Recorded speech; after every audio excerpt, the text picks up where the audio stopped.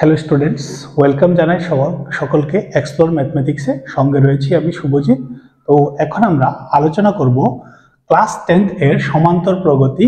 ঠিক আছে, তো সেকশন আই এ এর কোয়েশ্চেন নাম্বার 2, পেজ নাম্বার রয়েছে 148। ওকে, আর বইয়ের নামটা হচ্ছে গণিত অন্বেষা। তো দেখে নাও কি বলেছে আমাদের কোয়েশ্চেন নাম্বার 2টা। a+2, 2a+2, 4a-1 সমান্তর প্রগতিতে থাকলে a এর মান হবে। ওকে, তো এই যে পদগুলো রয়েছে তোমাদের দেখে হয়তো মনে হয় না যে সমান্তর প্রগতিতে রয়েছে, কিন্তু প্রত্যেকটা পদই সমান্তর প্রগতিতে রয়েছে। সমান্তর প্রগতির কথার অর্থ আমরা কি বুঝি, যে প্রত্যেকটা পদের মধ্যেই সাধারণ অন্তর একই। ওকে, তো এরা সমান্তর প্রগতিতে রয়েছে। তো আমাদের কি বের করতে হবে, a এর মান। তো কি করব আমরা, বেসিক্যালি d1 বের করব। d1 মানে সাধারণ অন্তর। কিভাবে বের করব, পরপদ মাইনাস পূর্বপদ।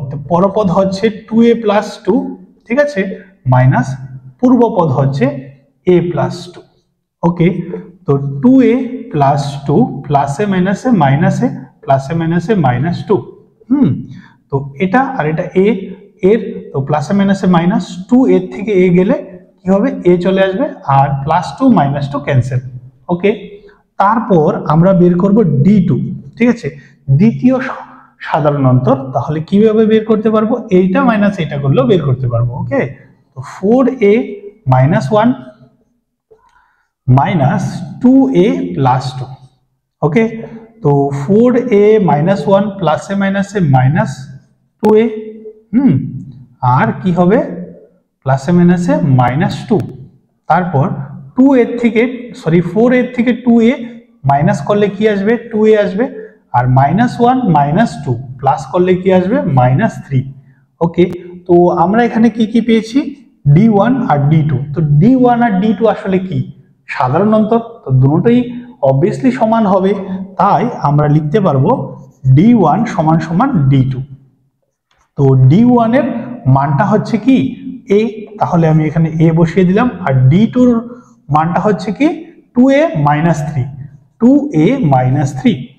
তারপর আমি a গুলোকে একদিকে নিয়ে আসব, a আর এই 2a টা এদিকে আসলে কি হবে, -2a -3।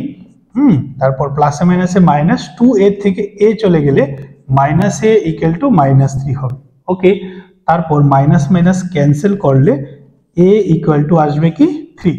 তো আমরা ইজিলি a এর মান জেনে নিয়েছি 3। ওকে, তো আমাদের আনসার হয়ে যাবে অপশন নাম্বার ডি। ওকে, তারপর নেক্সট কোয়েশ্চেন দেখবো।